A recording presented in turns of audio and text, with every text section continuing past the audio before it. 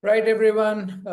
Good day, good afternoon, everyone. I'm Captain Gaurav Rana. I run Sea and Beyond, and I'll be your host today in this webinar on digital transformation in shipping. And with me, I have speakers from the industry. Speakers are absolutely, in the industry, who have been at a very senior management level, who have been practicing digitization. I've got Captain Shailesh, I've got Kaushik Seal, I've got Uttam, Dr. Dharmesh from GMU, and we'll talk about, move on to the next slide. Um, and we'll be talking about the various aspects of digitization, how the companies are using the digitization in their own journey, and what are they looking at. Quick do's and don'ts over here. You can go ahead, Shreyash, you can populate the slide. So why we are doing this session is to increase your awareness, to help you get the information from the people who are doing, who are veterans, who are legends in this particular field. You'll get relevant information, and you'll be able to assess how much of it's relevant to you or not. Finally, the final goal is that you should be able to take a well-informed decision. That's the whole vision of Sea and Beyond, and that's why we started Sea and Beyond. Some do's and don'ts. You can submit your questions at any point of time during the presentation, but we will take it at the end. Um, um, so we may not be able to take very, very specific questions. We might generalize the questions when we take it at the end, but later on we'll take it. You share the slides with you as well. And just a disclaimer, attending the webinar may not land you with a sure job. Um, and right. And while I introduce the panelist over here, let me quickly take a poll from the audience as well, just to understand what kind of audience do we have and what's your current experience. There's a poll on your screen. Are you sailing, at what level? If not sailing, at what level? But it gives me an immense pleasure to introduce the today's presenters, today's panelists who are there. We've got Captain Shailesh Bhambhani, who is the head of sales and marketing with Smart Ship Hub, a marine tech company at the core. Mr. Kaushik Seal, veteran, he's got 40 plus years of experience, green tech leader. He's an board member in various companies. He's on the advisory panel of a few companies. More importantly, I mean, he's seen the industry evolve from where it was probably 40 years back and now, and he's worked in different geographies extensively. We've got Uttam Kumar, who's again a marine engineer like Kaushik Seal, but he is currently working and he's the director of IT business partner in at Synergy. So he's a marine engineer and a technologist who will also be speaking. We have our partners, Dr. Dharmesh Raval from Gujarat Maritime University, and he'll talk about the university and why they have partnered with us. And of course, I'm Gaurav. My interest in technology and my understanding from technology comes from a very important 5-year phase in my life wherein I worked with IBM. That's where I actually understood what technology can do and how it's evolving, transforming industries altogether, evolving the jobs we do, evolving the way it's done, the skills that a person should have in various ways. So thank you so much to all the panelists or to all the presenters for being here. I'm gonna end the poll now and also share results, and so it gives an overview to everyone as to what kind of audience we have. So we've got about 40% of the audience who are working ashore with sailing background, 27% who are top 4 sailing, and 22% who are at an ops level sailing, and 10% who are ashore but not with the sailing background. Thank you, every one of you, to join in over a weekend during lunchtime, after lunchtime, but thanks for taking out that time. The agenda of this session is we'll tell you why in marine tech, why is it evolving? Essentially, marine tech is evolving. We'll talk about a few use cases. We'll talk about the opportunities in marine tech for everyone and the pathways that we have for mariners and non-mariners at sea and at shore as well. And then we'll talk about our course, which we are launching in the next couple of weeks, and your Q&As will be taken at the end. Then the next slide. All right. And as I said, we will have a few questions for all of you. Okay. This is a question to all of you. How essential do you believe digital transformation is for the future of maritime? Is it critical? Is it important? Is it optional? Or you're not sure about it? And after we finish this slide, I'll hand over to my dear friend, Captain Shailesh Bhambhani, to tell us about marine tech and a few use cases. I know he's not in the best of health right now, but he's taken out that time, that effort to be here. Thank you so much, Shailesh. In a few minutes, I'll hand over the platform to you.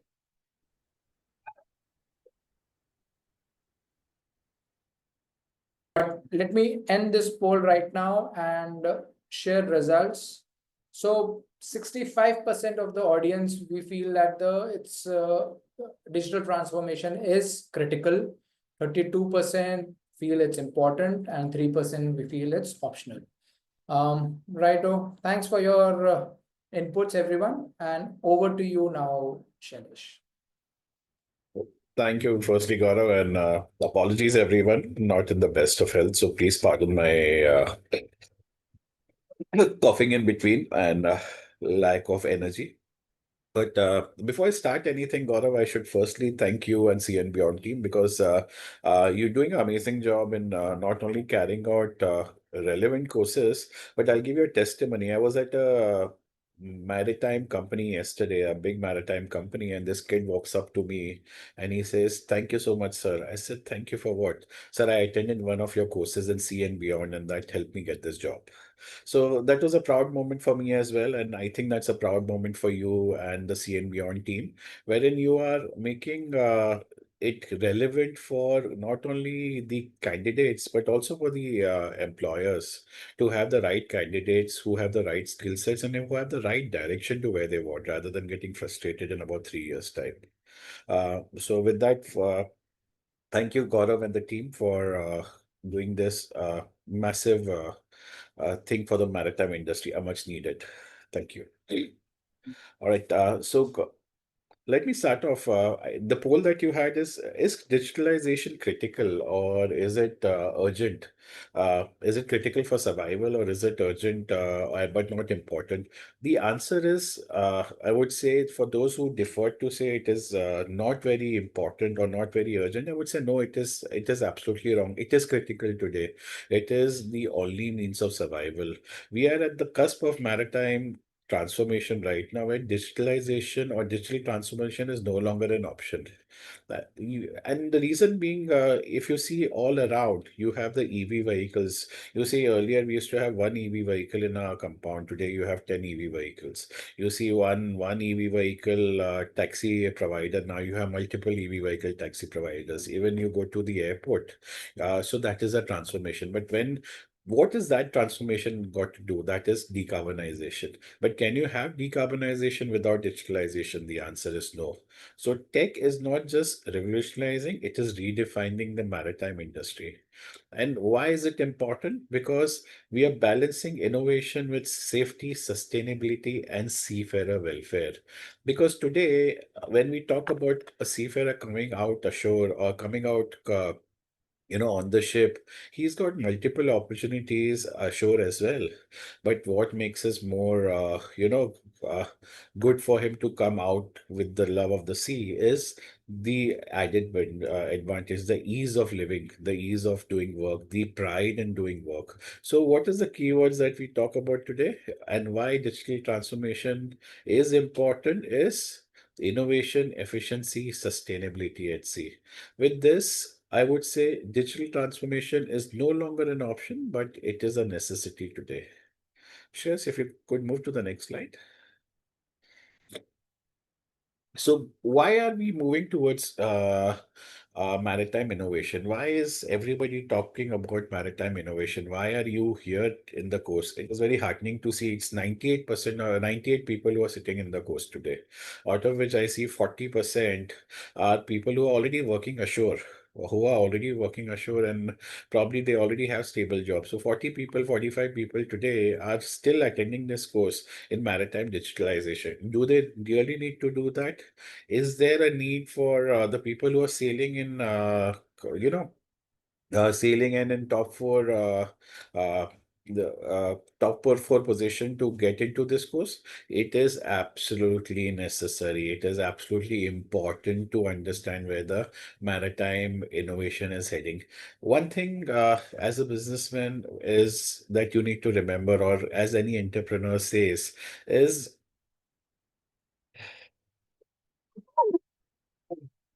so sorry.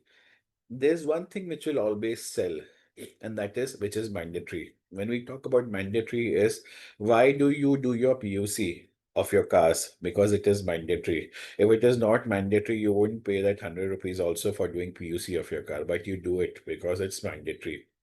Today, that is the same kind of pressure that is driving the maritime industry. There's environmental pressure, as you would have all heard about the sulfur cap 2020, but that seems more like last decade. But it is the new regulations, the EU ETS, the new fuel EU. Are we ready for it right now? We are not. Is the industry, ready to bring in a sea of change, especially with assets which are millions of dollars and which have a shelf life of over 25 years? The answer may be no. Do we have a fuel that is there, which is a clean fuel today? The answer is no. But at least we are in the right direction. And what is most important is all this, when we get into digitalization or decarbonization, will all be needed when you have certain data points. And how do you get the data points is with maritime, or as I say, with digitalization. That is where the digital transformation is happening. There is integration of AI, IoT, and big data across fleets. There is demand for real-time visibility and decision making. Today, operator does not want to really know what is happening with the ship at the end of the voyage. He doesn't want to be surprised with a $150,000 claim from a charterer that his ship has underperformed, when he can actually live monitor his ship. It, as they say, prevention is better than cure. So today they want to be proactive rather than reactive. When we talk about condition-based monitoring, or when we talk about PMS, as most of y'all are seafarers or from the shipping background, you understand planned maintenance system. Class is also moving away from planned maintenance system to condition-based monitoring. What is it? Can you move towards condition-based monitoring without digitalization? The answer is no. So this is where the maritime trends of global innovation is happening. There is economic pressure as well. Today, the fuel cost, the operating cost, today, the seafarers itself constitute 60% of the OPEX for a manning company, for a ship management company. Now, and more importantly, are they skilled? They need to be trained. There's a gap with the new fuel coming in, alternate fuels coming in. You need to have trained seafarers. You need to have lesser incidents, lesser accidents. And then that is the reason that all this again becomes mandatory. When it becomes mandatory, it will drive towards innovation. Shreyas, to the next one, please. Let me take this one poll over here, please. Okay. And while we're talking about the trends, let's check from the audience. Do you guys feel that we have fully autonomous zero emissions ships which exist today? What do you guys think?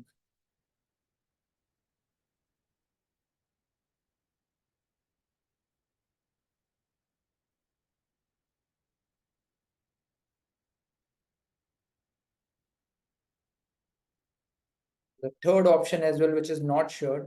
And of course, the first two are yes, and the second, the yes and no. So last 10 seconds remaining for the poll answer, please.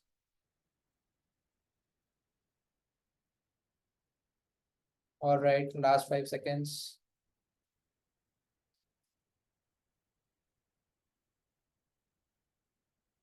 And ending the poll and sharing results. So, Shailesh, it's 57% of the audience feel that there are such ships which are existing, 36% they're still at conceptual stage, and 8% not sure. Over to you. Yeah, if you could go to the next slide, please. Yeah. So the answer is yes. But can I say one autonomous ship or two autonomous ships or 10 autonomous ships in the world? Will it be a one fit all? The answer is no. There has been the Yara Buckland, which has been around for a few years. But then under the mass code, you have various level of mass, one, two, three, four. So at what levels are they operating? Is there, can I have a container ship going from San Francisco to Rotterdam on autonomous? Maybe yes, maybe no. But more than the technology itself, it is the legal regulations, which are legal and safety regulations, which are hampering the things, the progress of that. Similarly, if you see, Maersk has already carried out the remote container management system. Today, you send in a container out, you don't really need to wait and wait for it to see, okay, it's going to reach in 10 days, 15 days. Where is it? You don't know what is happening. What is the temperature of a reefer container? Is the humidity level, is it good? Is the fruits that you have sent out, is it on in the right temperatures and all? Everything, there is real time tracking. Everything can be done on a mobile. So this is where real world technology is helping. This is where you have a lot of technology which is helping real world problems. Shares the next slide, please. Similarly, one of the most common use cases which has been there with AI is the use of AI for hull performance and weather routing. Today, we could have, as they always say, Great Circle is the shortest route, but is it the fastest route? Maybe, maybe not. It all depends on, a lot of factors. Today, when we talk about weather routing is only one aspect of it. If I give you okay, it's gonna be good weather, but is the vessel capable to do that voyage at a certain speed, certain condition? Then that is where you need to do voyage optimization. When we do voyage optimization, there is another level of another level of digitalization added to the uh, weather routing, wherein you're optimizing the route with respect to the weather that is there. You're controlling your speed, you're controlling your RPM. But there is a third level that comes into play, which is vessel optimization, which not only considers the weather factor, the current, and the external factors, but it also considers the hull form, it considers the engine performance, it considers the propeller performance. Was that available earlier as well? Yes and no.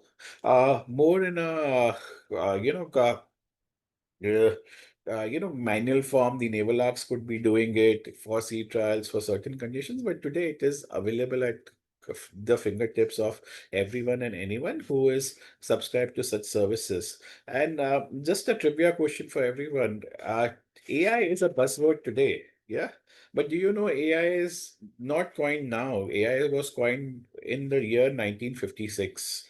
So it is just that the computing power has changed today. That is why there is more use of AI and there's more, computing possibilities of doing AI related stuff. But otherwise, AI has been around. I think what I'll do is with this, I'll move on to the next speaker. And if there's anything, then I'm always here to take the questions. Yeah. Thank you so much, Shailesh, and thanks for your talk, and especially in the condition you are. Really appreciate it. Thank Um, and let's take a poll on by what percentage do you think that digital performers and leaders outperform their peers? So I think one assumption is that we all feel that the digital performers outperform the others, their peers. That's an assumption, which I'm sure everyone thinks it's correct. But by what percentage do we feel?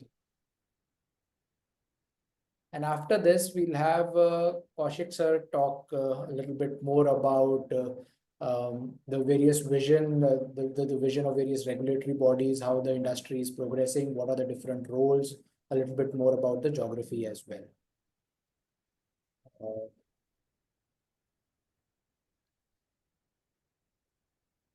A few more answers, please. Last 5 seconds.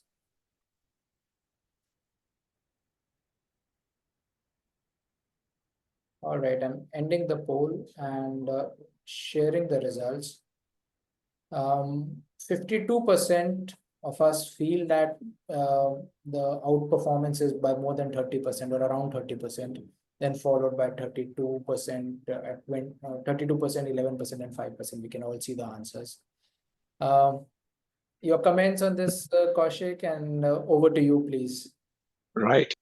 Thank you very much, Gaurav, for the introduction and for arranging of this very, very important sort of presentation, or whatever you might call it, which is, of course, a precursor to the course which See and Beyond are planning to launch. So obviously, I wish you and your team the best of luck for the particular endeavor. And I was so happy that you managed to call me to your office, which was, of course, a great place to work. And I also took that train ride after, 30 odd years, right? So thanks to you, I got on to a Mumbai local, and I could see a level of, digitalization even on board those trains. So thanks to you, I did that. Right. So a very good afternoon or good day to everyone, wherever you might be. And if you're closer to the IDL on the east side, then a very good evening.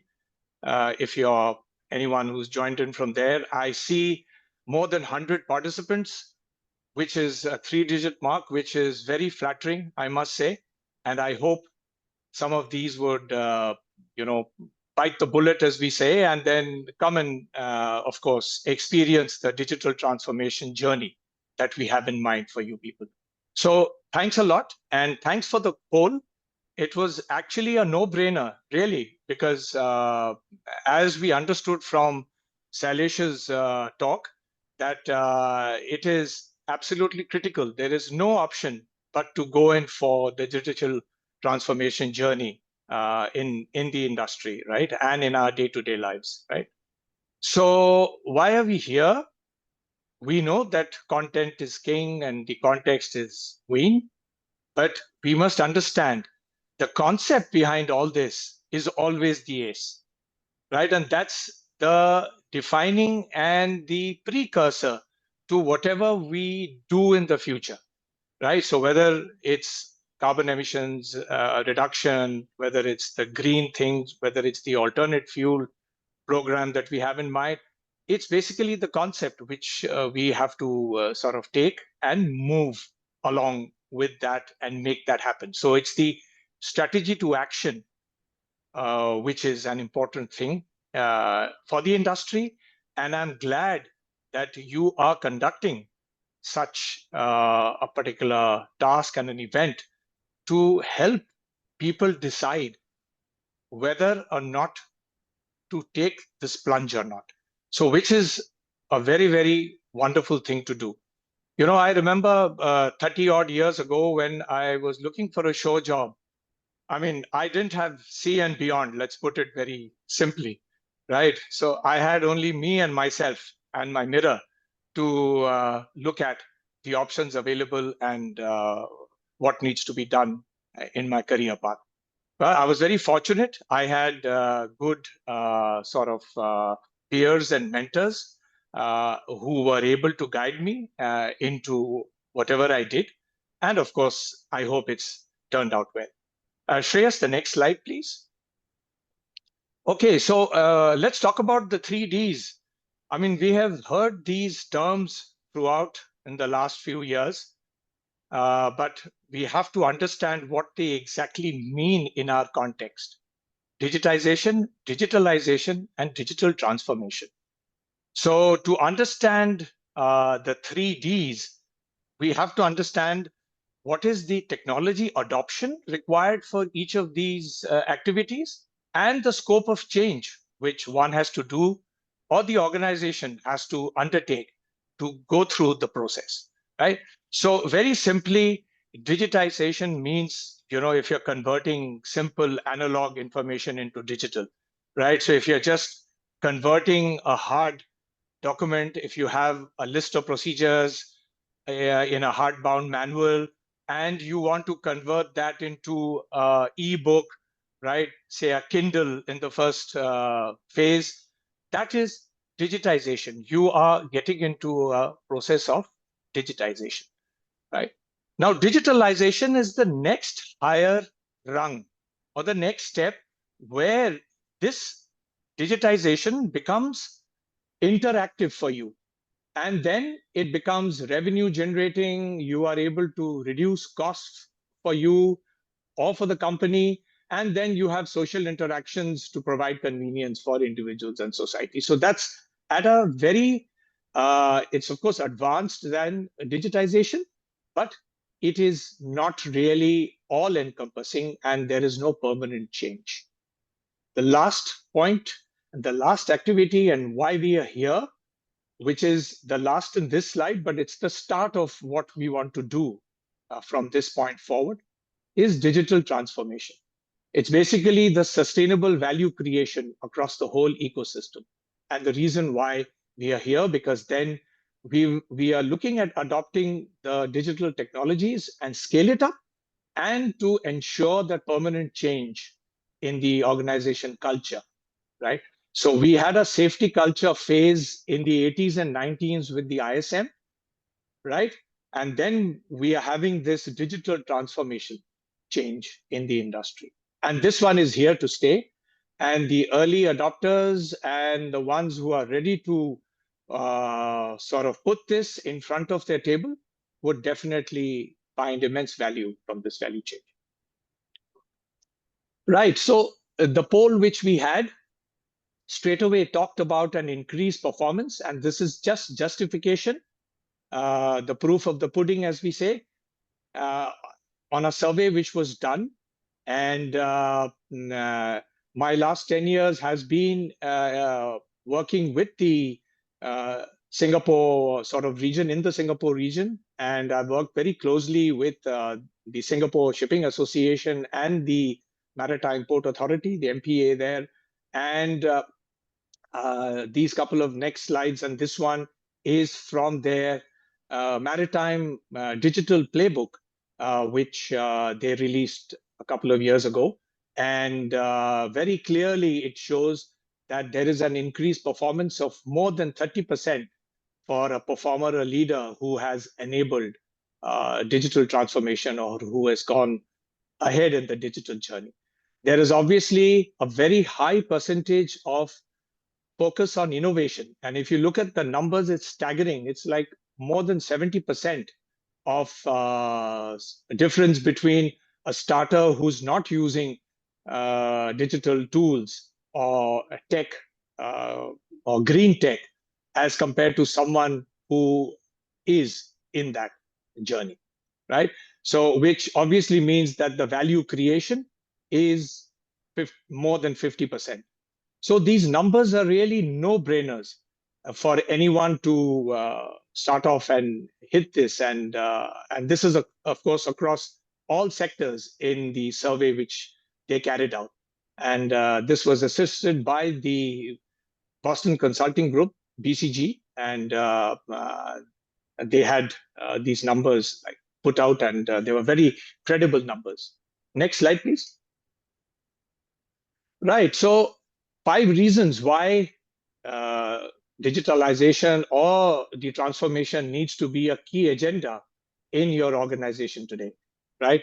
So I'll leave you to sort of read this for about a couple of minutes so that you can absorb this. So on the left-hand side are the 5, the agenda points. And then with each of the columns, you can segregate it with the blue one is the organizations who go through the journey, they will, of course, improve. But the ones who don't are the ones in red. And in the maritime context is the last particular green column. And that's how we need to future-proof ourselves.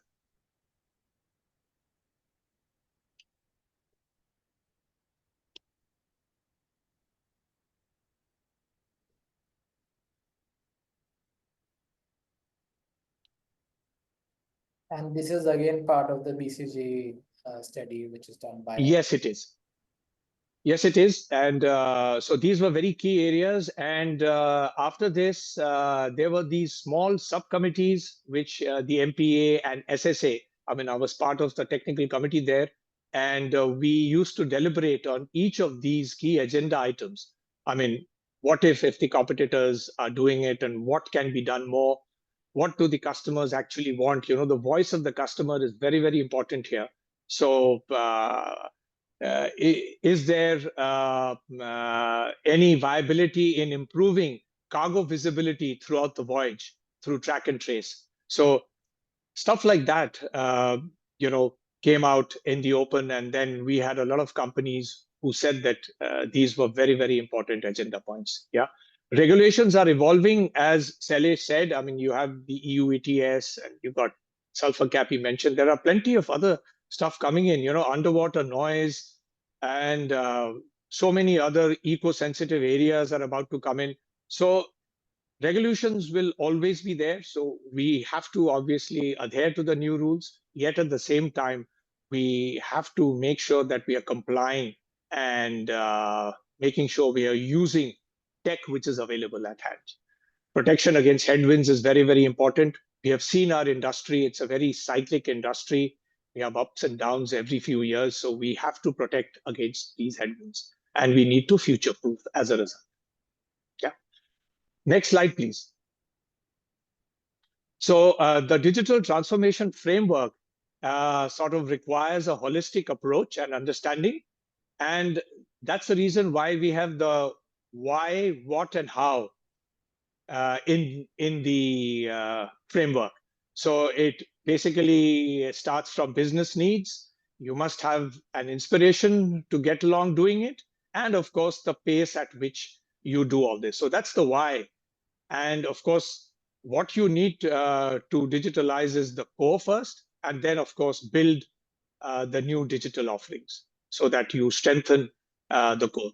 And of course, disruption is the key here, right? And this is obviously positive disruption, not the kind of disruption, for example, I'm having today on my network, because in front of my building, BMC started to decide to dig today, because they have to dig and now complete everything by end of the month. So on a fast pace, they have started to dig, and they have chopped off the geo underground cable in the morning. So that's the disruption which we have over here. So we have to deal with all that as well, right? So the how is very important, where we look at the structure and processes, we look at people, data and systems, the partner ecosystem, very, very important, right? And change management. Yeah, once you identify all the partners in the ecosystem, you need to make that very, very robust in terms of your tech roadmap. Okay, so time for another poll. Yes. Taking a second.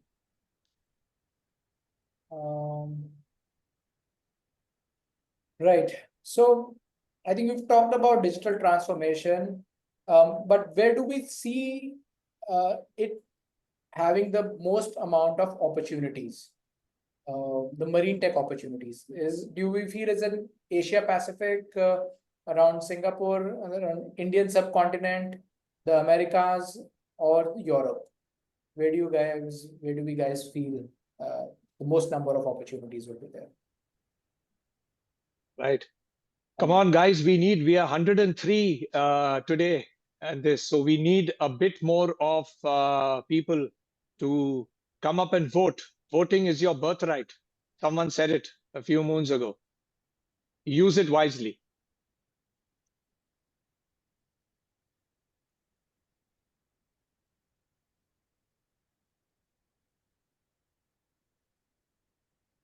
All right, I'll wait for another Okay. 5 to 7 seconds, and all right, we've crossed the 80% mark, and I'm ending the poll, sharing the results.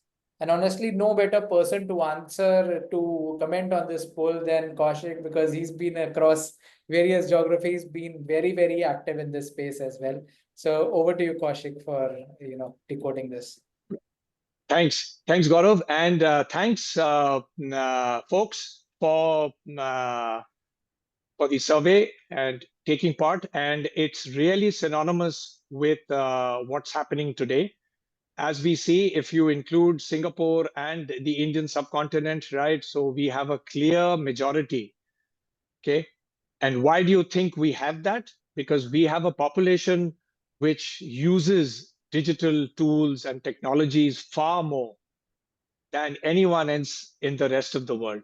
It's a simple answer. Our adoption to technology is the maximum over here. So we are really lying on a cusp where new technologies are really becoming technically and commercially viable to us. So if we do not use these existing opportunities, we would really miss the bus, right?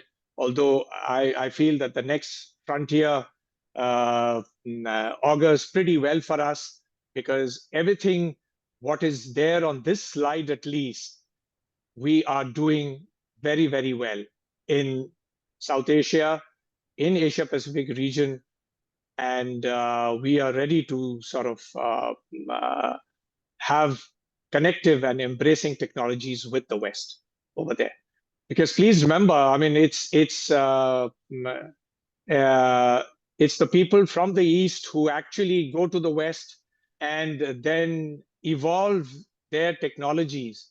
And we are using those technologies.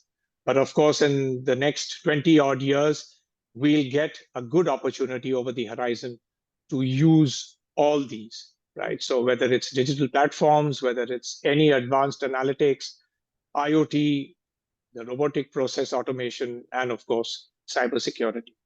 Yeah, so it augurs well. Next slide, please, Shreyash.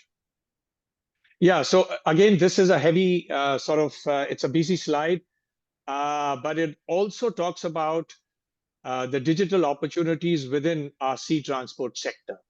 And I will leave you to absorb this. It's got two sections: existing technologies with high potential and prospective technologies with hypo on the right side. So I will leave you to sort of read through the four categories of planning, ops, commercial, and support, right? Gaurav, we'll be sharing the slides, right, with the participants? That's right. Okay, yeah. So you can obviously go through this in detail and come back to us with questions. And better still, attend the course and attend the masterclass which we have in mind, so that you are able to use, if not some, all of these technologies.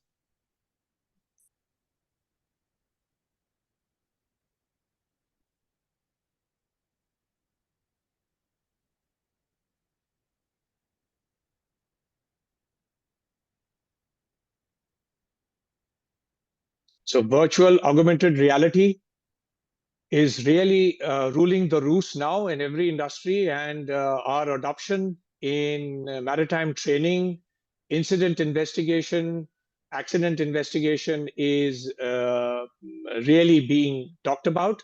And in various fora across the globe here, even in Europe, they are pretty in awe of what India is capable of in the VR and AR space in the maritime industry, in the sea transport sector. Yeah. So a bit on autonomous ships, because I was part of a technical team which did a feasibility study Before the Yara Birkeland, which Shailesh mentioned up front, there was a vessel called Revolt. That Revolt is basically from Volt, and it was a concept vessel which was designed by DNV to run on the coastal, near coastal voyages in Norway in that area, completely electric and completely autonomous. So that was something which was tried and tested. But as Shailesh said, these things would, because of the legalities, they would not really come in so quickly for ocean-going vessels. But the idea is not to really go autonomous. Idea is to use optimum use of technologies so that we can have limited interface, human interface, and we can maximize human error. Minimize human error, right? So that's the whole idea. Okay. Next slide, please. So since you'll be getting the slides, these are two sort of URLs which I'm sharing here. Gaurav, can you quickly sort of first share the Sagarmala and Viksit Bharat maritime vision? I can just discuss the contents page of that, if you can show that. Right, I'll share that. And yeah, okay, so that's Pier 71. Yeah, so that's basically Smart Port Challenge, something which they do in Singapore, where all these tech companies give and showcase their innovation opportunities. And then there is a sort of an event where there is this big day where they showcase everything, and then the top 3 are selected, and then funding happens to these companies. So this is something for the startup ecosystem, which is very, very good and challenging, of course, and it opens the door for a lot of innovations. So this will give you a lot of ideas for those of you who are planning to be entrepreneurs. And then you must, because there's you would see the Sagarmala project, where there is a plethora of opportunities within maritime India, and the amount of money which the Indian government is planning to sort of pump into the system, right, is phenomenal. So if you just show the contents page, Gaurav, and yeah, we'll just leave the folks with this. So this document is there. It's a 300-page document. It talks about where all you can contribute and help the Indian government and the Indian subcontinent enhance our maritime hub and be a global hub, really, in terms of whether it's domestic shipbuilding, whether it's ship recycling, or whether it's a global hub for tourism, cruise tourism, and stuff like that, right? So this is really becoming something which we need to be aware of, and you people, right space and right time to undertake this digital transformation journey. Yeah. Thanks, Gaurav. If you could just go back to the last of my slides, then. so that should be, let me share. Yeah, so then I would like to leave 5 key takeaways for you. Technology will continue to strongly influence the way we live. We know that. Yeah, we have Siri and Alexa and Google doing a lot of things for us now. Yeah. So it's no more about big fish eating small fish, but the fast one, right? Yeah. But the fast eating the slow. That's the first takeaway. Yeah. Digitalization is not about just technology adoption, but a fundamental shift in how you can find newer ways to create value for a company and its customers using data, of course, which is the new energy. Right? The third takeaway is, of course, the success of DT, as we call it for short, goes back to the basics of change management. Now, how quickly you are able to adopt.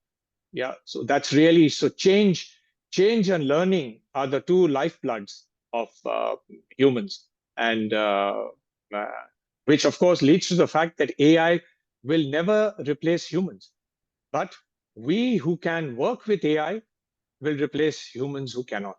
That's as simple as that. So whether you like it or not, you will have to keep testing on key sites whether you are human and whether you are a robo or not. You have to keep answering those puzzles, right? And the fifth and last takeaway is you have to cultivate a mindset of lifelong learning. Yeah. Until our last day, that's really, we have to be a lifelong learner, and being resilient throughout is the best way you can prepare for a successful career in this digital future. With that, thank you very much for sparing your Saturday afternoon, those who are in this region, and thanks for those who aren't in this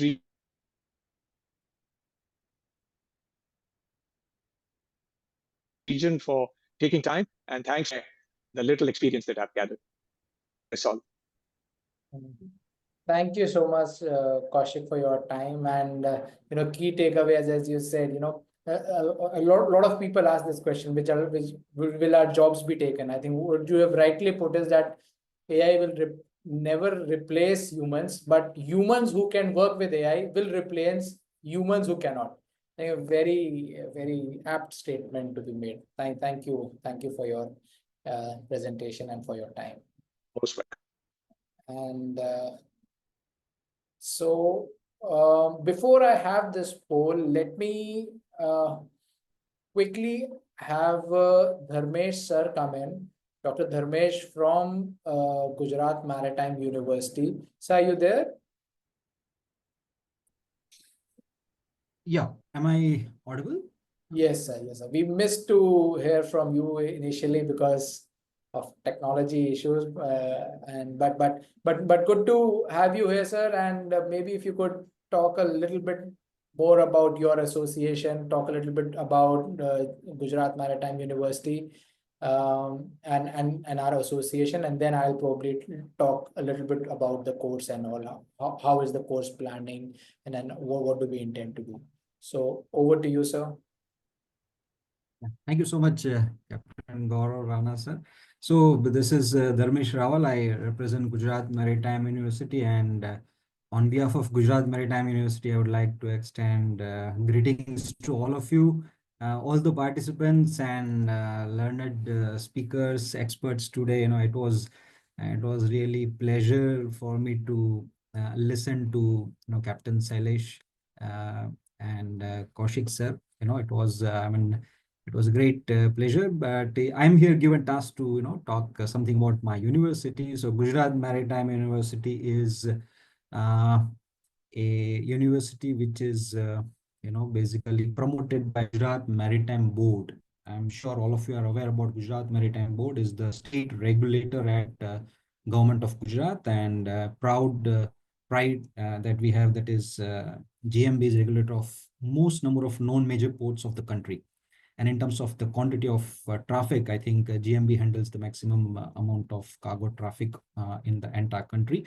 And it was the vision of our Prime Minister, Mr. Narendra Modi, that because Gujarat has such a vast coastal region, they should have a maritime university. With that vision, Gujarat Maritime University was established in 2019. And since then, we have been offering programs for maritime sector. So we have basically programs offering in two domain. One is management and another is law. So I am director at School of Maritime Management, wherein we offer 2 years full-time MBA program, and we offer specializations like shipping and logistics, port management, and so on. And we also have 1 year LLM program, which is having specialization in maritime law and international trade law. Apart from that, we also offer executive development program, which is basically for working executives, which is a 1 year program and which is totally online program. And we are very glad to have association with CN Beyond, and we have conducted quite a few number of certificate courses in collaboration with C and Beyond, and Captain Gaurav Rana has been instrumental in so many initiatives at Gujarat Maritime University, and I'm glad that we are offering another program in collaboration with C and Beyond on this very interesting and very important topic of digitalization. And as I was listening to Kaushik sir, and when he said that digital transformation is something which is very important, and he also mentioned about digital transformation framework, examples of some digital opportunities within sea transportation sector.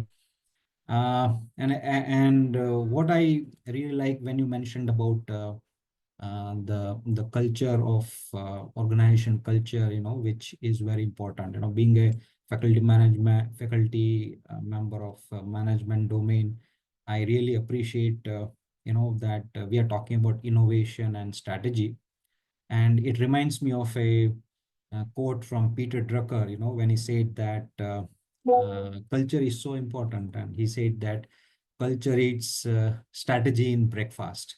And so when we talk about digitalization, I think it's all about culture. We cannot simply talk about digitalization. We cannot simply provide skill to people about how to learn about AI and such other tools, but it's more about helping organizations to develop that culture and adopt digitalization as a culture.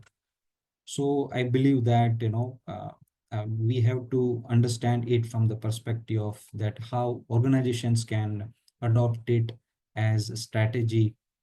And this course, I'm sure, is providing a right platform for people to understand that there are basically two pressing areas that we are talking about in current times. One is decarbonization and another is digitalization. So in terms of importance, I think both are equally important.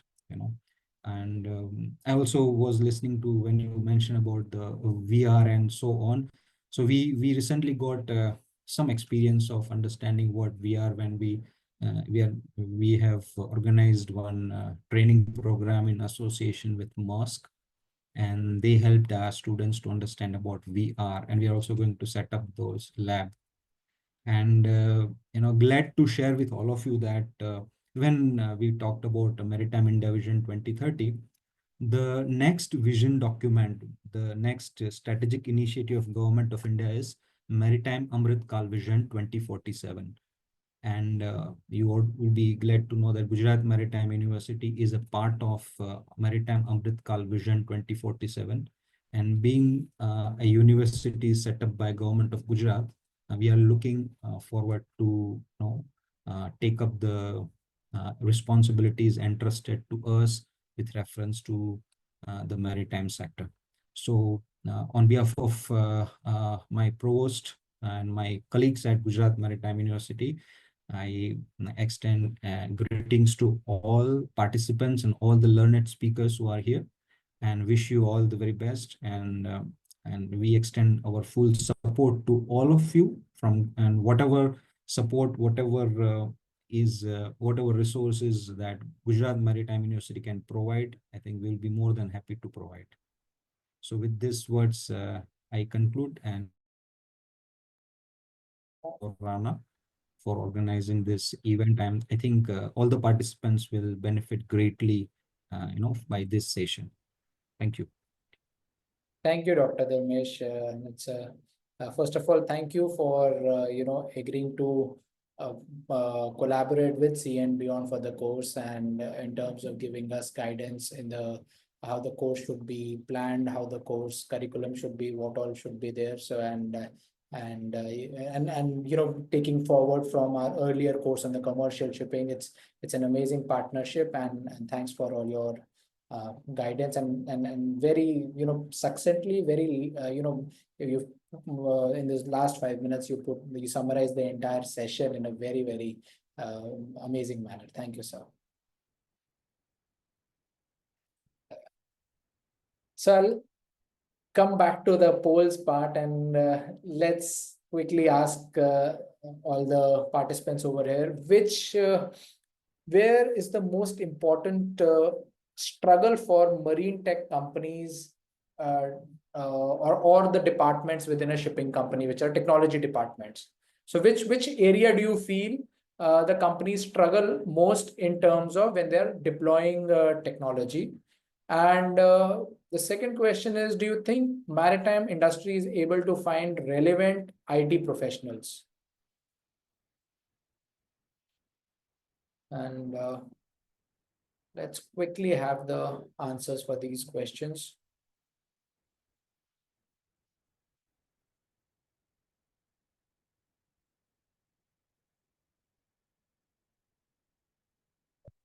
A few more participation. It's very low on the participation right now, just about 50% odd. Wait for the next 10 seconds, please. All right. Ending the poll.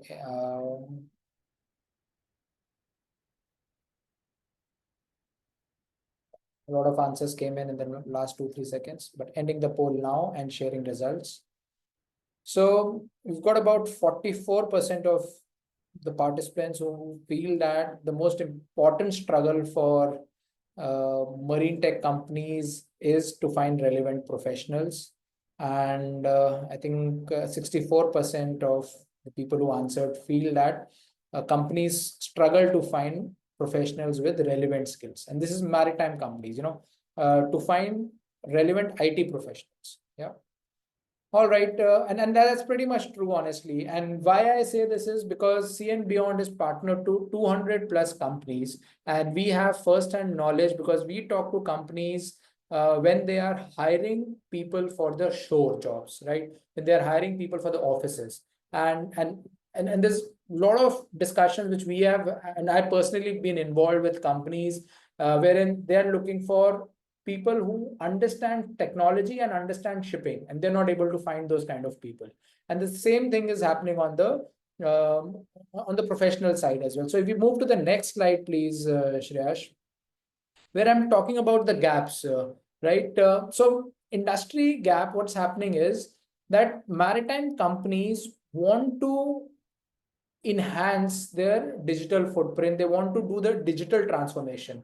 But where they're struggling is the tech leadership, where they need maritime professionals who are senior and who understands technology. When they onboard a person in the technology side, it takes a lot of time for them to familiarize the person, because you won't find people who understand technology and who understand shipping. So the onboarding time is high. Maritime SMEs, subject matter experts, getting them is a little bit of a challenge for the companies. Very, very, current challenge which companies face is that while they are increasing their technology teams, but when the technology person has to interact with the business guy, with a marine superintendent, technical superintendent, with the purchaser, both of them do not understand each other, right? And I think that's one of the major problems which a lot of companies are facing. And of course, then there is a resistance for tech adoption in many companies as well. So that's the gaps which we have on the industry side. On the professional side, there is a gap wherein the digital fluency is not there, right? People may understand, may know what is IoT, maybe they have heard of it, maybe they have heard of artificial intelligence, and in my opinion, one of the most abused terms in today's day and age, because it's being used for anything and everything essentially. But that ground level understanding of digitization may not be there. There are people who are resistant to change, who are resistant to adopt technology. Then there is domain tech crossover, which is probably not happening, and this is which I was referring to. There are marine superintendents, technical superintendents who would like to get into the digital side of things, but that's probably not happening because the skills may not be there. And of course, that leadership position which people want to have, they're not getting. And that's the reason why we have launched this course on digital transformation in shipping. And what I will do is, Shailesh, you can stop sharing. I will quickly share the brochure of our course and take you through what we intend to do in this particular course, and a quick overview of the course. What is for whom is this course for? It's for sailing mariners at all levels who would like to not only just transition ashore, but who would like to enhance the efficiency in the current role, whether sailing or whenever they want to transition in the next few years, right? It's very, very important, I believe, for people who are working ashore, because now you can seamlessly work with the technology teams when you are, if I may call it, more fluent in the technology side. You'll be able to embrace digitalization in your current workflow and better understand the impact of technology at a company-wide level, not only just your department level, right?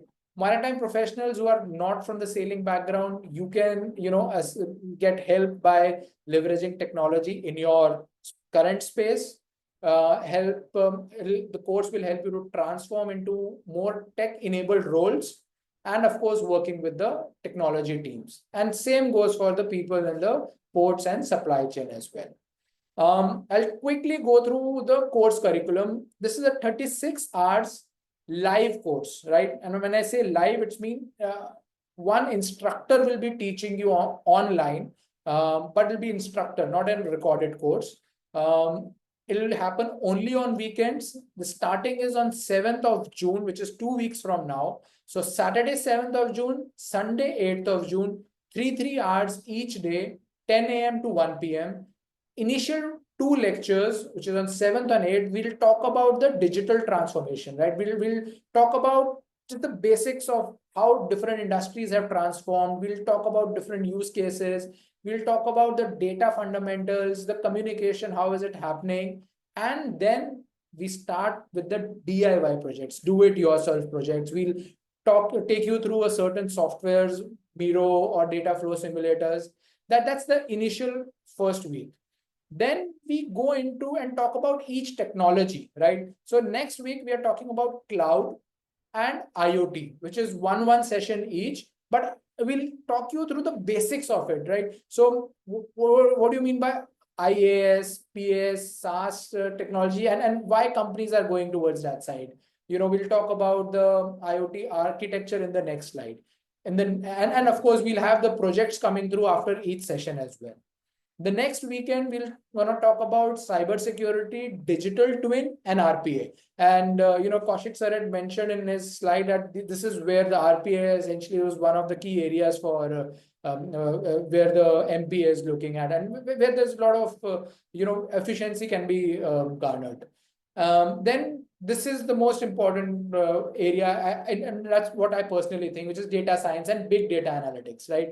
And then we talk about, and we're starting from the basics, data cleaning, right? That's where we're starting from. We do a little bit of statistical analysis and the visualization part of it. These sessions should not be missed by anyone. Then we, of course, give you some projects. Every session, if you see, there is some projects involved. We move on then to the favorite topic of, I think, most of the people, AI and ML. What does that mean? But it comes later in the course. It's not something which a person will be able to appreciate at the start of the course. Machine learning especially. Then we talk about blockchain and then how and where it could be used in the shipping. Then we talk about the integration of all these technologies, right? How's the strategy happening? How's the role of a product manager, the role of a project manager? Who are the various stakeholders? How this change management happens, right? That's a very, very important part, because a small change in anyone's workflow, you're going out of your comfort zone. So how is this managed in the technology space? That's very important, and that's what we're going to talk about. So 6 modules, 12 lectures, 36 hours. Last date is 13th of July. At the end of this, we take all of you to a company's office, right?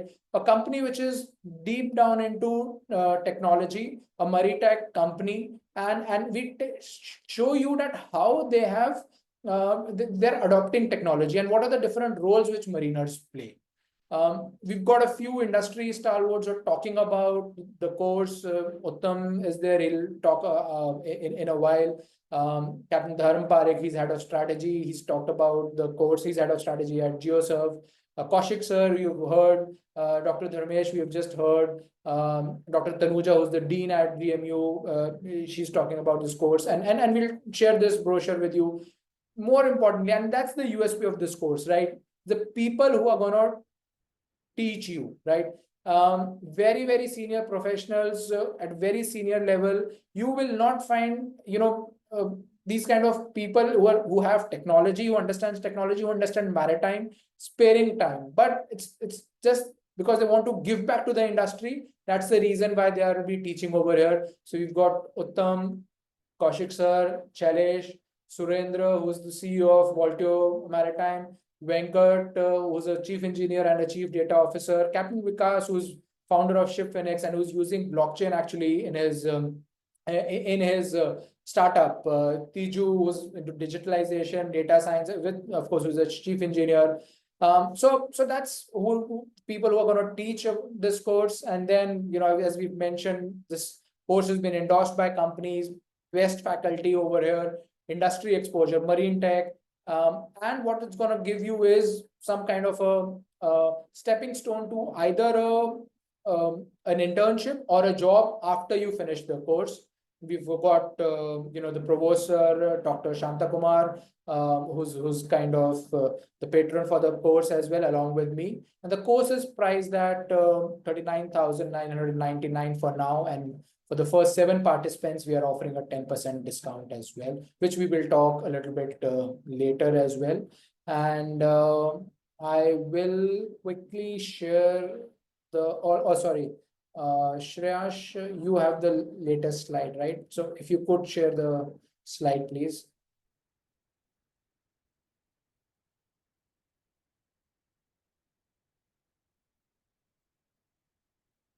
All right, the next one. Okay, yeah, so that was from my side about the first course, which was more on the wherein you'll understand about technologies, different technologies you'll understand. And then after that, in August or end of July, we're going to launch the advanced course on digital transformation. And here Uttam is there, who is from Synergy, who's the director for digital strategic partnership, and he's going to talk more about this. So over to you, Uttam, please, and thanks for joining in, Uttam. Thank you, Gaurav. Thank you, everyone. Good afternoon, everyone. Thank you, Kaushik sir. Good to see you after you left Singapore. So very pleased to have so many participants here, Gaurav, and happy to contribute to this course. So what I see is that Kaushik sir has pointed very well. There are 3 main framework aspect of a digital transformation: why, what, and how. Similarly, for any upliftment or a upskilling of a career, right, it is also about the same thing: why, what, and how. So why we talked about in the masterclass today. What is basically is the foundation course that Gaurav presented in the thing, but the advanced is mainly about how. And what we believe is the best way to learn is to do something hands-on. Of course, there are course DIY projects in the basic one, but this advanced digital transformation is about an hands-on training for real maritime problem statement, where you will go through each week on different technology and then build a business case around it. So what we have done is we are talking about 4 main technology concepts in 4 weeks. We will talk about IoT and digital twin, and we will deep dive into each of these concepts, where you will not only learn all these technology, but work on projects using low-code tool like Node-RED, etc., and then build certain aspect of that technology. The second one is pretty interesting, is AI technology, and that's where we will talk about LLM, MCP, AI agent, or agentic AI. So we will learn about all these emerging AI technology. Then the third one is the data analytics, that how we bring all these technology together to solve some real problem, and whether it's about predictive risk management, etc. And the fourth one is the applications. What are the key problem statements around maritime that we will solve? And some of them have been mentioned by Captain Shailesh and Kaushik about voyage optimization, risk management, predictive maintenance, etc. So we will use real case studies and real tools to solve this problem. So now these technologies are there, but until unless it solves certain maritime problem and bring business value, it does not help us to scale, right? So that's where we have a transition period where we will take this technology and help you understand how we can convert into a business value and solve a maritime problem. That's why we will talk about how to build a product out of it that solves a problem. We'll talk about how to make it successful, go to market, and then we will say that how we can solve a problem that will help you get money out of it, right? So the customer will pay for it. So that's where we will talk about the business value. And of course, there is a bonus content as well. We will talk about AI for productivity. Of course, we are using ChatGPT on our day-to-day basis, but how we can use it in our day-to-day life, whether you are a technical superintendent, whether you are a second engineer on board the ship, or whether you're a shipping professional in any part of it. So we will see that how we can integrate these AI tools in our day-to-day life. So I'm also trying to do it. I'm not there, but we'll see. We'll learn together and make it happen. And what is the best part? Best part is a capstone project. That will work on one single project that will take you each of this technology together and build a business case around it towards the end of these weeks. And it will be a live industry project. It will be a real maritime problem that you will be able to showcase towards the end of the project, about the end of the course. And you will be not doing it alone. You will be hand-holded by experts throughout this journey, throughout this technology, who will work with you hands-on and then guide you towards the success of your project. And you will do a presentation in front of various experts. And at the end of, you will have the knowledge so that you can be ready for your next job, or something that you can want to transition into a next job, into a more technical role or technology oriented role. So that's what we are envisioning through this advanced digital transformation in maritime. So of course, the outcome are these four at the bottom that you see. You will definitely be able to not only grasp the concept, but able to implement. So idea is that you will not only support this digital project. The goal should be that how by the end of these two courses, you will be able to lead these digital projects in the company. So that's where I think Sea and Beyond and Gujarat Maritime University has come together to build this course. So that's it from my side, Gaurav. I think enough. Hand over to you. Thank you so much. Thank you so much, Uttam, and you've put it very nicely in this slide. One slide covering almost entirely of what we want to do through the advanced course. Move on to the next slide, and I'm just going to summarize the entire session and the next steps for you, right? If you're planning to get into this space. So essentially, through the foundational course, which is the digital transformation course, we'll be able to understand the fundamentals, the maritime concepts, where the regulations come into the play, the digital tool sets, and case study walkthroughs.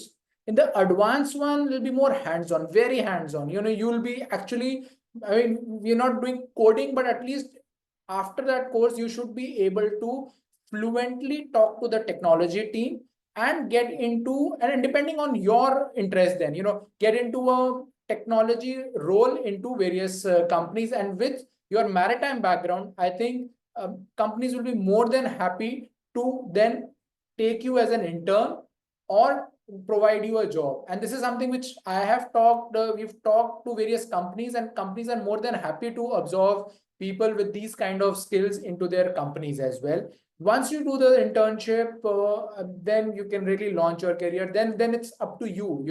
How much interest do you have? What all how much in depth can you get into, which field do you want to get into? Do you want to become onto the project side, a project manager on the product side? Do you want to take one technology, which could be IoT, blockchain, data analysis, and just get deep dive into it? But what will happen is when you do these kind of courses, you will understand the maritime use cases, understand where your interest is, and then get into any one of them. So, which is in line with our vision of Sea and Beyond, wherein we empower you, we guide you, you achieve, and at the end of the day, take a well-informed decision.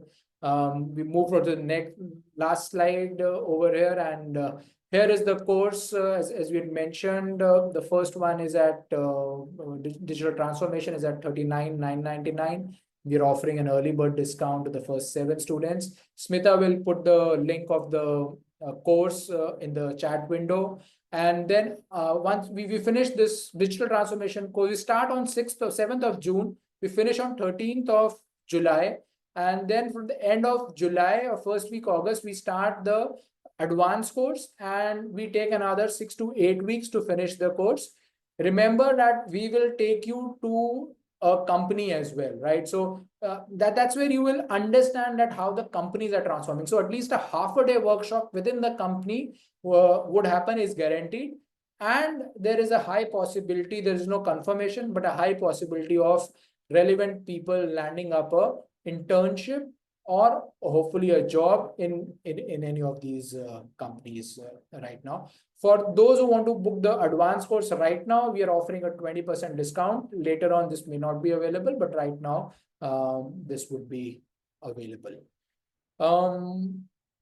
That's pretty much. Is there a next slide, Shreyash? No. All right. I'll take one final poll question. You can stop sharing the slide, Shreyash, and one final poll question on how many of you would be interested to take the course, and then I'll take the Q&As, and then we'll just see who all have what all questions, and then I'll moderate that session with the various panelists over here.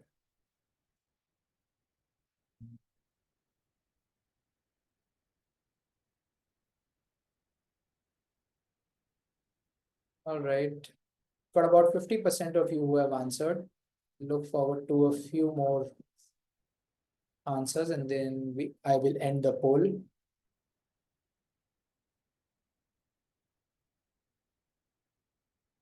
So very few questions coming in, guys. I'm sure you would have a lot more coming in. So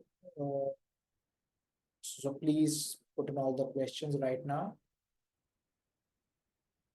Okay, the last 5 seconds, 5 to 7 seconds for the poll to be answered, and then I'll end the poll.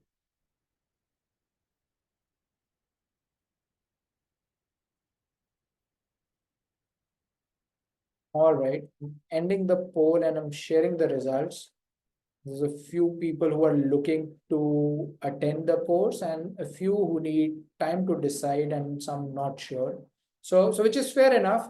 You could connect to us one-on-one, and between me, my education counselors, and Shreyash will be able to guide you in terms of your questions. But let me take the comments, the questions which are in the chat window. And the first one is from JB Ibrahim, and is Shailesh, are you around? Yeah, Gaurav, go ahead. All right. If I may direct this one to you, is weather routing useful in short voyages like a 17-hour voyage, or in the coastal run? Where is it more useful? I think that's the most common question that has been asked to me when we talk about weather routing. The simple answer is yes, because what's most important to understand is the problem statement. When we talk about any voyage, is it a time voyage, it is an optimized voyage, or is it, what is the final outcome of the voyage? The time does not matter. If it's a 17-hour voyage and I'm talking about 13 knots or 12 knots, it's already 200 nautical miles plus, right? And 200 nautical miles plus, you would already be consuming, if it's a smaller vessel, 25 tons, if it's a bigger vessel, 40, 45 tons, and it's a medium size is about 20 odd tons.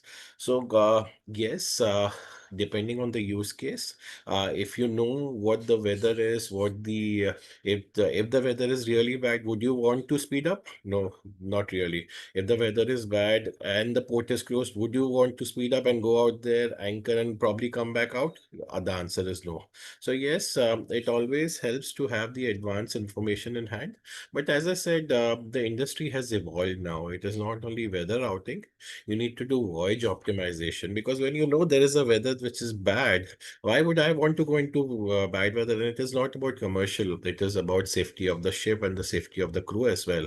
Why would I want to put my, if I know the weather is bad, the swells are high, I wouldn't want to just stop and take shelter. As long as we have the information in hand, this is where technology is to be used. This is where the information is to be used, weather routing, voyage routing, or vessel optimization. So I give you a classic example. There are certain ships which were built. I wouldn't name the ships, and all these ships actually work on the coastal Indian coastal voyages. Gaurav, this is very interesting. The thing is, these ships are built for Indian coastal. Yeah. But when there is monsoon, they just wouldn't move ahead, because it doesn't have the power to overcome the sea, the overcome the currents, overcome the swell. So do any kind of weather routing, it would just not move. So it depends on, that is where vessel optimization comes to play. This is where you need to know what kind of vessel it is, what kind of engine it is, what kind of routes you need to go, what kind of currency you need to take into consideration. This is all using technology become easier. Were we using it earlier? Yes, we were doing it earlier as well manually. Now we are using technology to do it. I hope that answers the question. Yeah, absolutely. Absolutely, Shailesh. Thank you so much for that. Moving to the next question from Ahmed Ghazali, and if I may ask Kaushik sir for you to answer this. So this general one, it's a very general question. How to transition from ship to shore? A person has been 6 years at sea. Which is the best course or study to be done? And so how would you guide the person, please? Yeah, so that's a burning question on a lot of people's minds, and I'm sure it's a well-intended one. And say the main reason why we are here today, one of the reasons is something like this, to help you take an informed decision. So if your interest is in digital technologies, and you have an inclination that you want to choose a career pathway in this direction, so you are at that cusp and at the crossroads, really, to do a course like this and enter into the sphere, and you would get enough mentors and guidance from companies like Sea and Beyond and universities like GMU, who have a plethora of courses which can take you to the next level of engagement. But there are plenty of options available now. So, the first question is, are you based in India? So, yes, if the answer is yes, then there are huge opportunities, really. Absolutely. And honestly, also it depends, Ahmed, what do you want to do, right? You might be confused into various options which are actually available. So maybe just drop a line to education@cnbeyond.com. We will try to help you understand which field is the best suited for you, and then accordingly you can get educated, upskilled into that particular field. Correct. Thanks for answering that, Kaushik. And next one is for you, and this from Avinash, and he's requesting your thoughts on digital twin simulation model to optimize port and ship efficiency.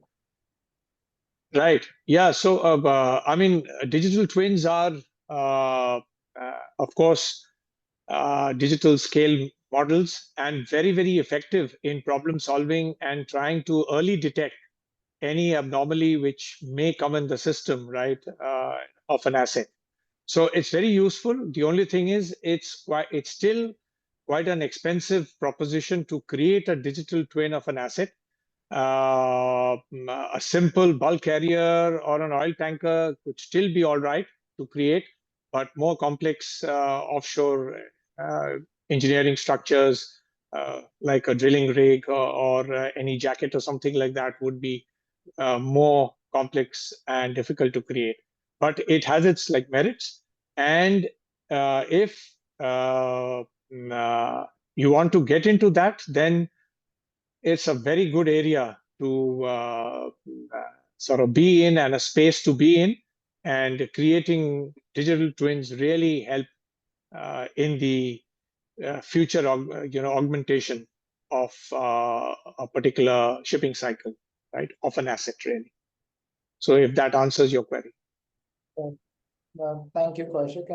And so when I was in IBM, IBM was involved in building a digital twin for Rotterdam port. I was not involved in the project, but I know the company was. So it was a very, very large scale project. We pitched it to Adani's as well for their own port. But as you rightly mentioned, it's a very expensive proposition, but it has the advantages wherein you can forecast if you do certain X, then what would happen. So it has those advantages, but but it's not everyone's cup of tea. The next question is from Shahir Bhagat, and Shailesh, if I may ask you to respond to this. And this is, do stakeholders have some annual budget to make the existing fleet digitalized?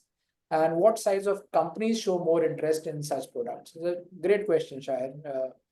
Yeah, I think that's a very relevant question, and I think Kaushik has partly answered to it as well when he given the slide on digitization, and digital transformation. So let me be give a very crude example. Today, everyone has a mobile, but not everyone has an iPhone. So it is the budgets are there for companies. The companies who want digital transformations, they identify the use case that they want. They have the annual budgets according to that. But it all depends on, as we always say, the digital maturity model on where the companies are. If a company is still using Excel and PDF, they would want to get into digitization first, get that information converted into a digital format. But in our organization, we call it a L1 company. But a L3 company, which is a more advanced company who's gone through the digitalization phase, they would want the additional 2%. For a L0 company, which is just getting on the digitalization framework, we can say, okay, you can have 5%, 7%, 10% savings. But that is not because of some magic. It is just that we are improving the efficiency of the system, we are improving the processes. But a company which is ahead in the digital space with a L3 may only want the 2% gap because they've gone through the journey. So the short answer is yes, companies do have annual budgets. Companies, that is which differentiates leaders and followers. Some start early, some start later. But yes, they do have what you say uh, uh, budgets for their journey. Thanks, Shailesh. Thank you.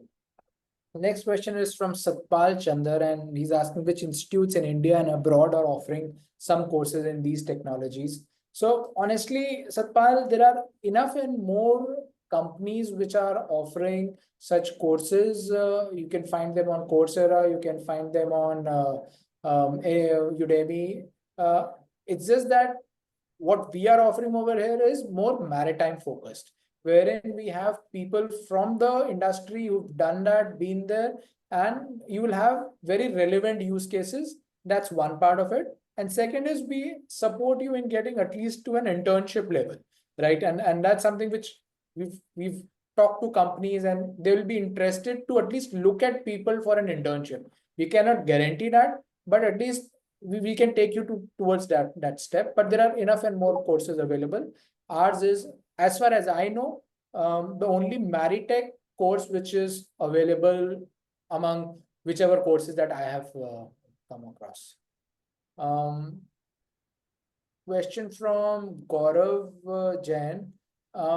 Yeah, so apart from GMU, will the course be recognized by any other institutional body? So essentially, there is a credibility in the way that GeoServe, NAFTA, Synergy, Uttam has been there. Uttam was here.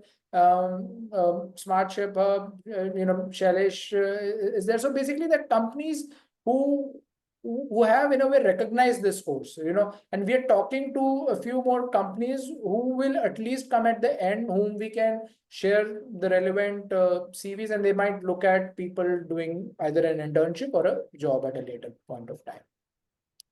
Rohan, a very good question. If you could directly enroll into the advanced course, the answer is yes, but you will have to go through an examination, right? So it will not be an easy examination because we don't want to have people with different skill sets in the same course, and you should be able to kind of understand that. So if you think you are at a certain level, you understand technology, you've done a few small little projects, anyone can probably try their hand at an advanced course, but then I mean, there'll be an entrance test for it.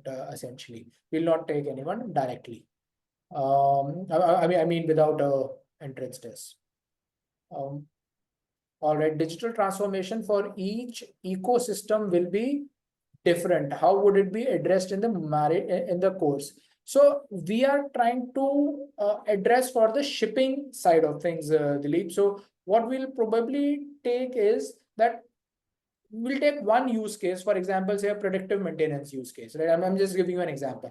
Now in predictive maintenance, how are we going to use, say, IoT to capture data, say, cloud to store the data analysis to just make sense of data which is coming, AI and machine learning to make it more predictive in the nature. So if you see in this particular one use case, we're using 4 or 5 technologies, right? And then we're going to talk about how this is going to be implemented.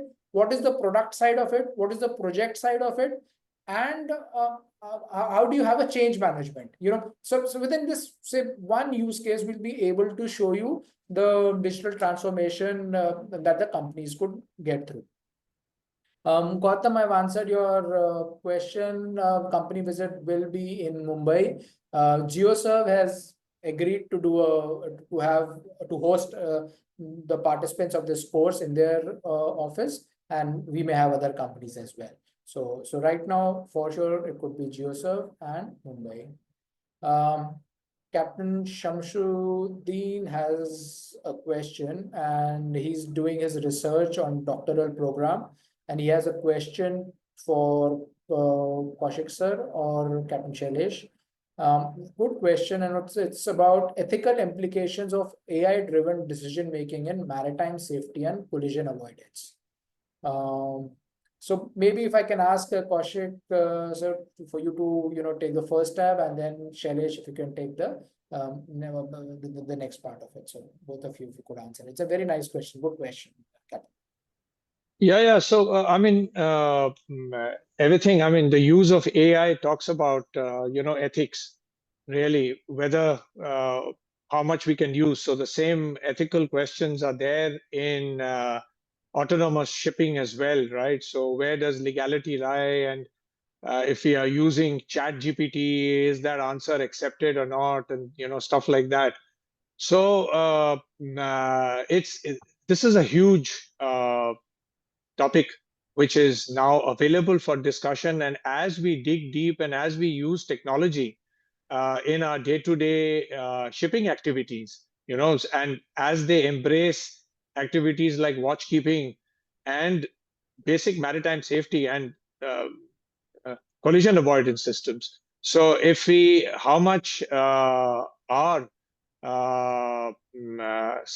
sort of implications of events which are AI driven, and how much of it is not. So the question again lies in a decision making process which has to be done by humans at the end, and that's where you can rely on your statistical analysis and to the point where you are supposed to do a yes or a no, that decision point and that nodal point has to be done by a human. So you can take all the sort of data points from AI, ML, AR, VR, or whatever you might like to use, but your decision making in, say, collision avoidance system, that has to come from a human. That's at least even that's applicable for sea transport. Right? So I hope that addresses it. But this is a huge topic and a good question. And I hope you are doing your research, right? As you have said, doing your postdoctoral research, right? So you can probably also be in touch with Sea and Beyond or GMU and probably take this forward in the discussions. Yeah. Thank you. How about you, Shailesh? I can add on to what Kaushik said. There is Mr. Mohammed, there's Captain Mohammed, there's a term which is very, very broadly used now, or but very relevant. It is called responsible AI. Yeah, so when we talk about responsible AI, is something which deals with ethics, which deals with prioritization. I'll give you a very classic example. In case of a situation, will you take the crew safety as a priority, or will you take the asset safety as a priority?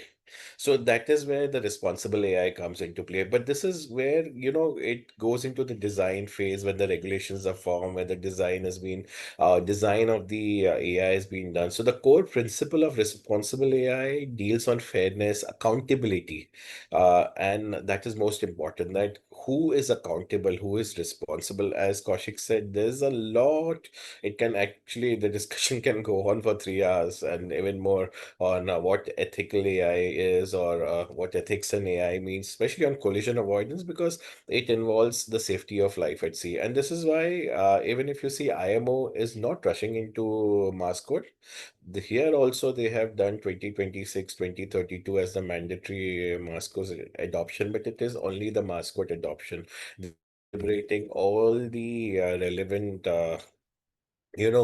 aspects, and this is where the participation from various nations is taking into place, where the the implication of AI or on autonomous ship, how is it gonna affect, is playing a very important role.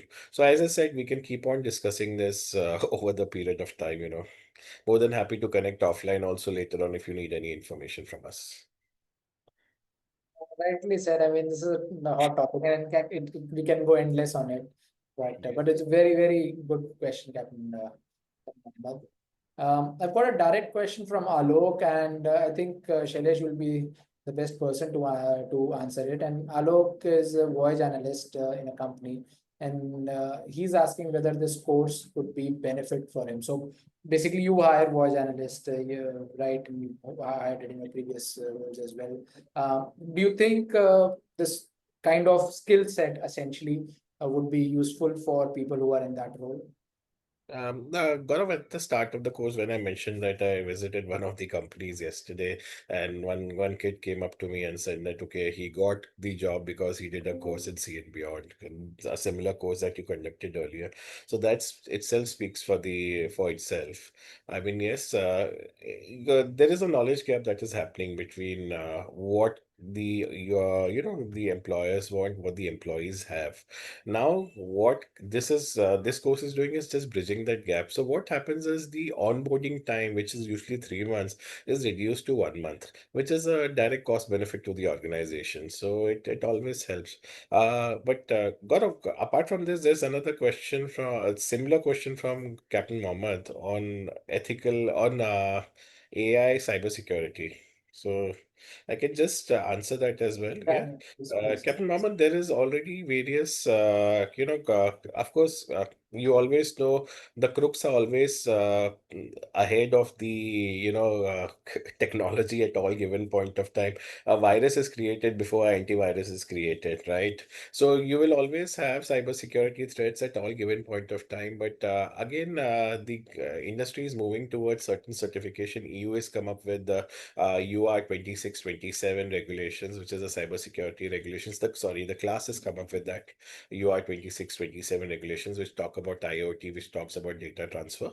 There are other risk mitigating factors that are there, which each companies are talking about and implementing at various phases and various sections across the organization. Again, it's a long topic. I think that will be covered in one of the uh, you know course sessions and all. So I think you can benefit from that. Absolutely. Absolutely. Thanks for that, Shailesh. And just coming back to Alok's question, Alok is Yeah. actually working ashore. He's working as a voice analyst. So I think for him also, person who's already working ashore, I think technology skills count a lot because your integration with the technology team to happen. I think that's very important. B, if you want to get into those kind of roles, I don't think it's nowadays it's difficult for a mariner to get into a product manager role. I personally know 3 or 4 of them who've managed that role. And project manager is a very a comparatively easier role to get into. So these kind of course will help you to evaluate what are the fields which you could get into, right? Which is the technology which is more suited to you, which you are more happy to learn, which you are more happy to get deep into. And once you understand that which part you would like to get into, then you can take the advanced one, and that will help you to get into that part of the skill as well. There's a question from Sachin, and so if anyone misses a company visit or an interactive session, we will give you the recording of that session. All sessions will be recorded. You will be able to see the recording of all the sessions. We have done it earlier in our commercial course. We will do it now as well. And if you miss going to a company's office, then you can always come do it in the next batch. So we intend to do this course at least twice a year. So in the next batch, you should be able to do it.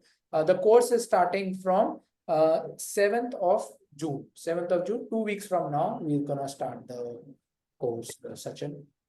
Question from JB. Digital transformation on ship should be carried out by a vessel owner or charterer. Who would invest money or both equally? Good question. Shailesh, what are your thoughts? I think the next few questions, all I can answer, Kaushik sir, it is, all are this thing. So basically, yes, it depends on the use case. I'll give you a very simple example. Vessel is on a time charter. Yeah. So, so who pays for the bunkers? The bunkers are paid by the charter. So would he want it to be optimized? Yes, because he's paying for bunkers. Bunkers are expensive. So he will invest in technology wherein he's getting fuel optimization. But you think that exonerates the ship owner from not doing anything? His vessel is on time charter on a daily rate. So what he wants is zero breakdown maintenance. Will he invest in a technology where it gives him zero breakdown maintenance? Yes. So it depends on the use case that is there. If he's a charterer, he's benefiting. He'll invest. If it's a ship owner who's benefiting, he'll invest. So the key word here is return on investment. Whoever gets return on investment will invest.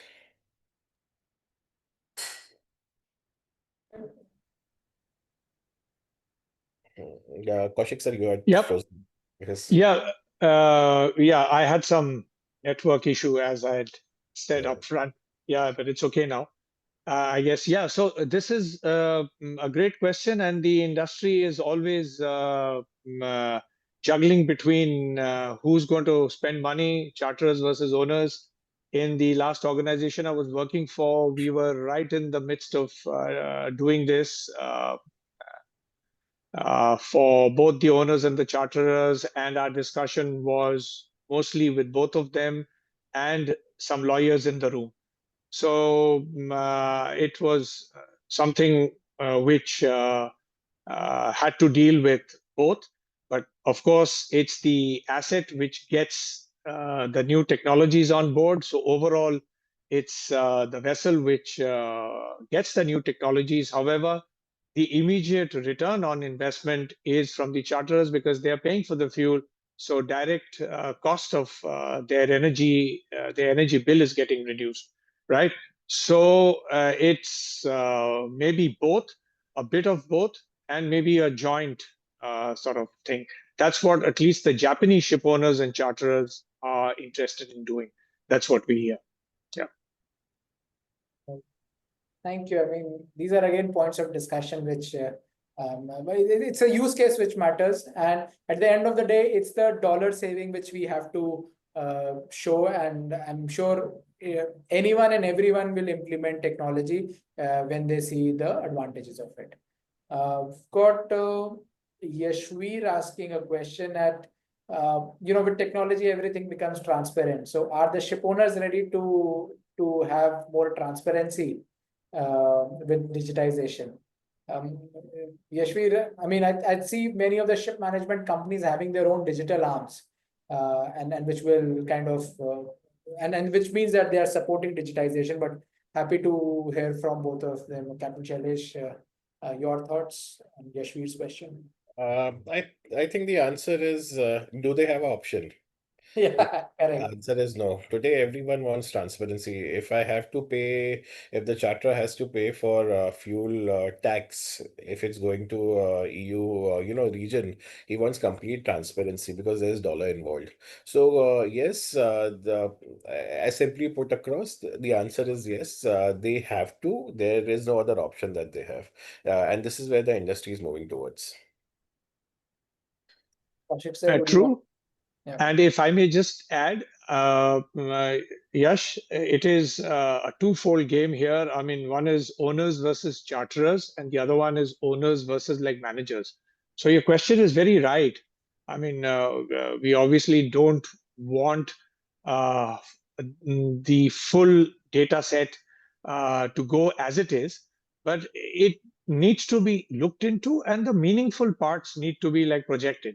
Right, and there is no other option but to go for early adoption of complete transparency, because now with carbon tax coming in, with market-based measures, with EU ETS, there is no option but to really give the exact figures and one source of verified data set. So now gone are the days when you need to really have 2 or 3 different formats of reporting from your ship.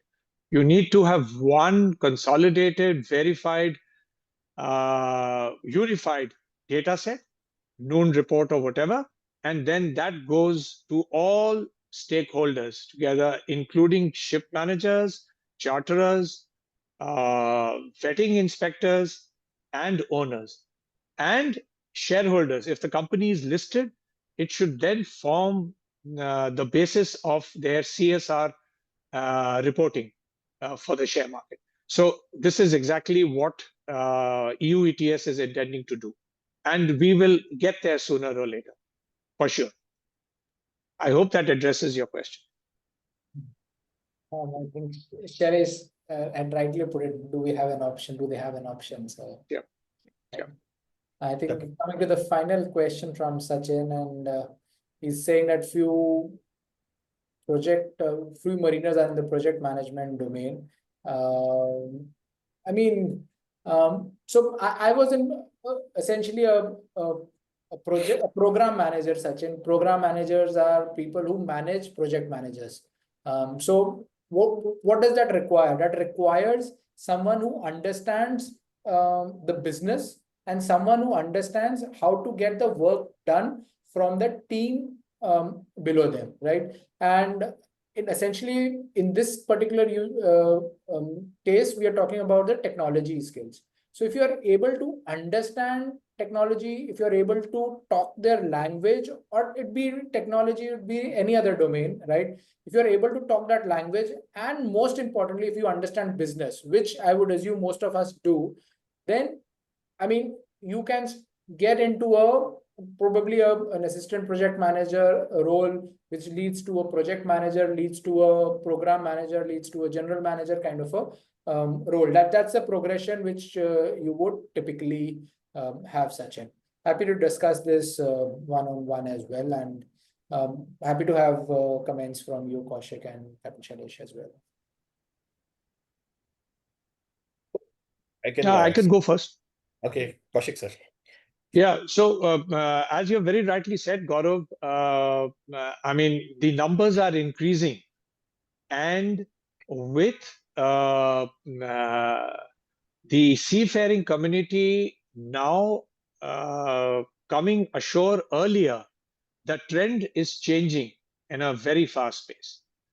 When I met a lot of people at the Singapore Maritime Week earlier this year in April, it was very clear that the new generation is really up to speed. You know, the new generation mariners are up to speed, and their thinking is in the project management domain. So it's now here to stay, and we would get a lot of people who would take this path now. And of course, they should choose the correct path, hopefully via sea and beyond, and then take this route forward. Thank you. Yeah. So Gaurav, I would say slightly, I don't differ with both of you all, just complementing the same. Is not only project management, it is more about, as you rightly said, SME, subject matter expert. So where the gap is right now is that I mean, I know of a big trading company which is doing billions of dollars in trade today, and it has a IT company which is doing the IT solutions for it. But today, what the trader is talking sitting in Geneva is not understood by the team sitting in India, because they have, he's talking about forward trades, he's talking about corn, at one time he's talking about metal, and he's talking about forwards. Whereas the technology person sitting here is not even understanding, okay, यार अभी तो इसने truck में load किया था, अभी ये tank से ले रहा है, अभी शिप पे डाल रहा है. So this is where the subject matter experts come into play. So it could be a project management. I would say it does not only limit to project management, but there is a lot of scope of SME, subject matter experts, that is opening up, especially for people from the maritime domain, wherein they understand what logistics is, they understand what trade is, and then they are able to articulate it in a manner wherein, the problem is solved. I would put it simply that way. Thank you. Thanks, Shailesh and Kaushik, sir.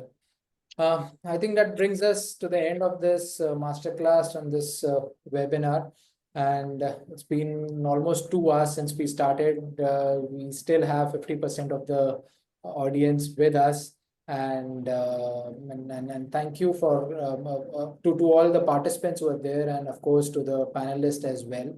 Let me take one final poll on the feedback, as well as, how did you find this session? Were your expectations met? Was it useful, and how would you rate it? Be happy to have any improvements that you would like us to do as well.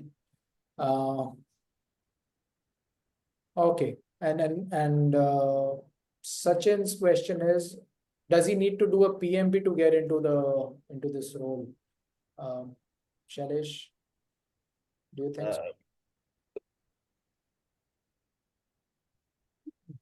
I would say get into the course of see and beyond. They'll guide you very well, because it's not only PMP, it's various other avenues that may be of interest to you, or where there is demand in the market. So don't limit yourself to only PMP. Don't look at it a single course.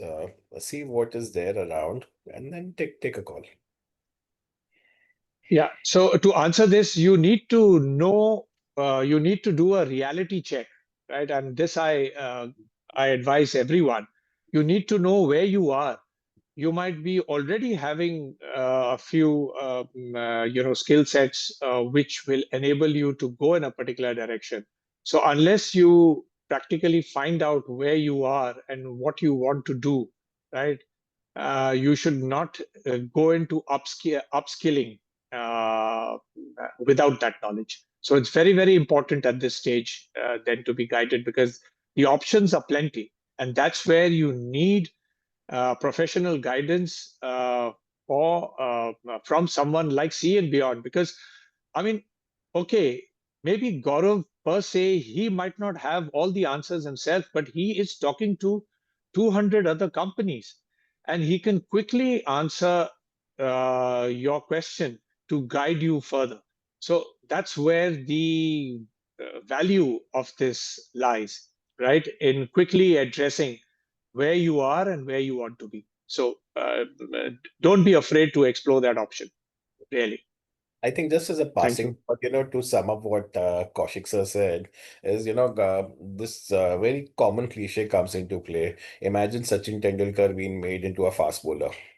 Yeah, so that is not his skill set. So what Kaushik said is, understand what your skill sets are, understand what your liking is, and according to that, proceed. Get good mentors, get in touch with C and Beyond. They have the access to people around in the industry. See what your aptitude is, what your aspirations are, what your attitude is, and accordingly take your call. Very rightly said, Shailesh and Kaushik sir. I think Very nicely put. yeah, absolutely. And anyway, it's the end goal which you need to get clarity on. Very difficult to get that clarity. Once you have the clarity on the end goal, everything else becomes a lot more easy. Yeah. And Shailesh, to answer your last question, which companies to approach? I think there are enough and more, about 15 odd companies at least, which we would know of. If you just go and type marine tech technology in marine on Google, you will be able to find a lot of companies as well. So with this, I should end this session, and thank you so much, Shailesh, Kaushik sir, and I think Uttam and Dharmesh sir has left, but to both of you, and of course to all the participants who've been around, a special mention to Smita and Shreyash from my team, who've been has been supporting from the back end, have been helping me to organize this session as well. So thank you everyone for taking out time and attending this webinar. 2 hours very well spent, very knowledgeable for me, and thanks everyone. Thank you for having us, and all the best. Good luck to everyone. Bye-bye. Thank you. Thank you. Sajin, you still have a question? If you write to education@CN and beyond, we should be able to take it up separately. Let me end the recording now.